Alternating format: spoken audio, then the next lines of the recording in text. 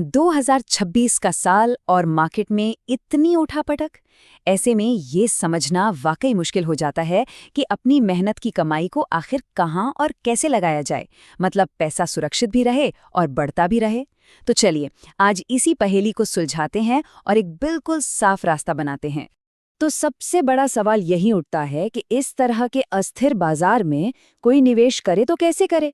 आज हम इसी सवाल का जवाब ढूंढने वाले हैं। चाहे कोई पहली बार इन्वेस्ट कर रहा हो या फिर अपने पोर्टफोलियो को और मजबूत बनाना चाहता हो, यहाँ एक सीधा और सरल रास्ता देखने को मिलेगा। निवेश को समझने का एक बहुत ही बढ़िया तरीका है इसे एक दौड़ की तरह देखना। क्या ये एक लंबी धैर्य वाली मैराथन है या फिर एक तेज रफ्तार वाली स्प्रिंट? सोचना यह है कि अपनी फितरत मैराथन धावक वाली है या एक स्प्रिंटर वाली, और बस यही एक सोच हमें निवेश के दो मुख्य तरीकों तक ले जाती है। तो चलिए अब उन दो रास्तों पर चलते हैं। पहला है सिस्टमैटिक इन्वेस्टमेंट प्लान, जिसे हम सब एसआईपी के नाम से जानते हैं, और दूसरा है एक मुश्त यानी लमसम इन्वेस्टमेंट। दोनों के अपने अपने फायदे हैं, लेकिन सवाल ये है कि सफर के लिए कौन सा रास्ता सही रहेगा। अब इन दोनों में ना जमीन आसमान का फर्क है। देखिए, एसआईपी उन लोगों के लिए एकदम परफेक्ट है जिनकी हर महीने एक फिक्स्ड इनकम आती है। इसका सबसे बड़ा फायदा, मार्केट के उतार चढ़ाव की टेंशन लेने की जरूरत नहीं, क्योंकि खरीदारी अपने आप एवरेज आउट हो जाती है। वहीं दूसरी तरफ लमसम तब काम आता है जब अचानक से कोई बड़ी रकम हाथ लग जाए। मान लीजिए कोई बोनस मिल गया, लेकिन यहाँ मार्केट की टाइमिंग बहुत जरूरी हो जाती है। अगर गलत टाइम पर पैसा लगा और मार्केट गिरा तो नुकसान भी बड़ा हो सकता है। साइकोलॉजी के लेवल पर देखें तो एसआईपी में set it and forget it वाला सुकून है, जबकि लमसम के लिए हिम्मत चाहिए। एसआईपी की असली ताकत है इसका साइकोलॉजिकल फायदा। ये इसे सेट करें और भूल जाए वाला अनुशासन है। मतलब एक बार सेट कर दिया, फिर मार्केट की रोज रोज के शोर से दूर शांति से वेल्थ बनती रहती है। हर महीने एक तय रकम अपने आप अकाउंट से कटकर इन्वेस्ट हो जाती है। सिंपल। और दूसरी तरफ है लमसम। इसके लिए वाकई एक मजबूत जिगर चाहिए। जरा सोचकर देखिए, सारा पैसा एक साथ लगा दिया और मार्केट गिर गया। पूरी जमा पूंजी एक झटके में लाल निशान में दिखने लगती है। उस वक्त घबराकर बेचने के बजाय टिके रहने के लिए बहुत ज्यादा मेंटल स्ट्रेंथ की जरूरत पड़ती है। तो क्या कोई बीच का रास्ता है, कोई ऐसा तरीका जो एसआईपी का अनुशासन और लमसम के मौके दोनों की अच्छाइयों को मिला दे? जी हाँ, बिल्कुल है।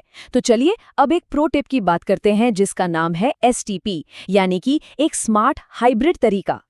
सिस्टमैटिक ट्रांसफर प्लान यानी एसटीपी उन लोगों के लिए एक रामबाण इलाज है जिनके पास एक मुश्त रकम तो है, लेकिन मार्केट की ऊंचाई देखकर डर लग रहा है कि कहीं सारा पैसा एक साथ लगाकर फंस ना जाए।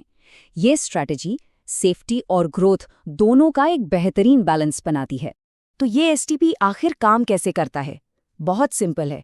इसमें होता यह है कि पूरी एक मुश्त रकम को पहले एक सेफ कम रिस्क वाले फंड जैसे कि लिक्विड फंड में डाल दिया जाता है, और फिर उस फंड से हर महीने एक तय रकम अपने आप चुने हुए इक्विटी फंड में ट्रांसफर होती रहती है।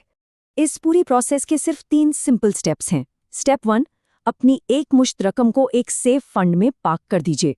स्टेप 2, इक्विटी फंड में मंथली ट्रांसफर को ऑटोमेट कर दीजिए। और स्टेप 3, इससे मार्केट के उतार चढ़ाव में एवरेजिंग का फायदा भी मिलता है और मन की शांति भी। ठीक है, तो कैसे इन्वेस्ट करना है ये तो समझ आ गया, लेकिन अगला बड़ा सवाल है किस फंड में? तो चलिए अब एक्शन प्लान की तरफ बढ़ते हैं। ये रही एक 5 स्टेप चेकलिस्ट जो फंड चुनने में मदद करेगी। सबसे पहला और सबसे जरूरी कदम है अपने लक्ष्य और समय को तय करना। मतलब पैसा कितने समय के लिए लगाना है। अगर गोल 3 साल से कम का है तो डेट फंड्स सेफ रहते हैं। 3 से 5 साल के लिए हाइब्रिड फंड्स एक अच्छा ऑप्शन है। और अगर लक्ष्य 5 साल से भी लंबा है, जैसे रिटायरमेंट, तो इक्विटी फंड्स में कंपाउंडिंग का असली जादू देखने को मिलता है। अब दूसरा स्टेप, सिर्फ पास्ट रिटर्न्स देखकर किसी फंड को नहीं चुनना चाहिए। असली कहानी तो ये है कि उस रिटर्न को पाने के लिए फंड ने रिस्क कितना उठाया। इसे समझने के लिए 3 चीजें देखनी है। पहला है अल्फा। इसे ऐसे समझिए कि ये एक रेस कार है जो बताती है कि फंड अपने कॉम्पिटिटर्स से कितना आगे निकला। दूसरा है शार्प रेशियो। ये उस कार की माइलेज की तरह है, मतलब प्रति यूनिट रिस्क पर कितना रिटर्न मिला। और तीसरा डाउनसाइड कैप्चर। ये कार के एयरबैग जैसा है, जो बताता है कि जब मार्केट गिरता है तो ये फंड कितने बड़े झटके से बचाता है। तीसरा कदम है फंड के खर्चों को देखना, जिसे हम एक्सपेंस रेशियो कहते हैं। अब सुनने में 1% बहुत छोटा लगता है ना? तो सवाल ये उठता है कि क्या सिर्फ 1% के छोटे से चार्ज से सच में कोई बड़ा फर्क पड़ सकता है? जी हाँ, और फर्क छोटा मोटा नहीं बल्कि लाखों का पड़ सकता है। जरा सोचिए, 10 लाख रुपए 20 साल के लिए इन्वेस्ट किए गए। सिर्फ 1% का एक्स्ट्रा चार्ज फाइनल अमाउंट को 5 लाख रुपए से भी ज्यादा कम कर सकता है। जी हाँ, 5 लाख रुपए। इसीलिए हमेशा डायरेक्ट प्लान चुनना बेहतर होता है, जिनका एक्सपेंस रेशियो रेगुलर प्लान से कम होता है और इससे लंबे समय में ज्यादा पैसा बचता है। अब आते हैं चौथे स्टेप पर। ये एक ऐसा पॉइंट है जिसे लोग अक्सर अनदेखा कर देते हैं। देखिए, किसी फंड का शानदार पास्ट परफॉर्मेंस किसी काम का नहीं अगर उसे चलाने वाला कप्तान यानी फंड मैनेजर ही बदल गया हो। इसलिए हमेशा ऐसे फंड को चुनें जिसका मैनेजर कम से कम 3 से 5 साल से लगातार उसे चला रहा हो। और पांचवां कदम है 2026 के मार्केट को देखते हुए सही स्ट्रैटेजी बनाना। लार्ज कैप फंड स्टेबिलिटी के लिए जाने जाते हैं और अभी सही कीमत पर लग रहे हैं। मिड और स्मॉल कैप में रॉकेट जैसी ग्रोथ की गुंजाइश तो है, पर अभी ये थोड़े महंगे हैं, मतलब फ्रॉथी हैं। इसलिए इनमें एसआईपी के रास्ते जाना ही समझदारी है। और अगर ये फैसला खुद नहीं लेना तो फ्लेक्सी कैप फंड्स भी हैं, जहां मैनेजर मार्केट के हिसाब से खुद पैसा लगाता है। बहुत बढ़िया। अब हम लगभग आखिर में पहुंच गए हैं। चलिए अब आखिरी लेकिन सबसे जरूरी हिस्से पर चलते हैं, यानी टैक्स के नियम और हमारा फाइनल टेक अवे। एक बात हमेशा याद रखनी चाहिए, अगर कोई इक्विटी म्यूचुअल फंड 1 साल से पहले बेचा जाता है तो मुनाफे पर सीधा सीधा 20% का शॉर्ट टर्म कैपिटल गेन्स यानी STCG टैक्स लगता है। ये मुनाफे को काफ़ी कम कर सकता है, इसलिए इन्वेस्टमेंट में धैर्य रखना बहुत ज़रूरी है।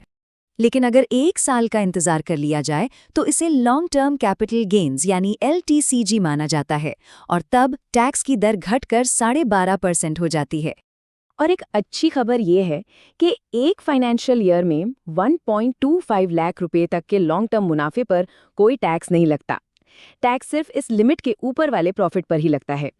और हाँ, SIP को लेकर एक बहुत जरूरी नियम है जिसे अक्सर गलत समझ लिया जाता है। हर महीने की जो किश्त जाती है उसे एक बिल्कुल नया इन्वेस्टमेंट माना जाता है। इसका मतलब ये हुआ कि लॉन्ग टर्म कैपिटल गेन्स का फायदा लेने के लिए हर एक किश्त को अपना 1 साल पूरा करना होगा। ये जानना बहुत जरूरी है। तो इस पूरी चर्चा का निचोड़ क्या है? देखिए, अगर एक अनुशासित और टेंशन फ्री रास्ता चाहिए तो SIP एक बेहतरीन विकल्प है, खासकर लंबे समय के लक्ष्यों के लिए। और अगर डेट फंड में पैसा लगाना है या फिर मार्केट में हाल ही में 10% या उससे ज्यादा की बड़ी गिरावट आई हो, तब लमसम इन्वेस्टमेंट करने का एक सुनहरा मौका हो सकता है। तो अब पूरा रोड मैप तैयार है। SIP की स्थिरता, लमसम के अवसर और STP की स्मार्टनेस। अब सवाल ये नहीं है कि क्या करना है, सवाल ये है कि दौलत बनाने की कहानी कैसे लिखी जाएगी।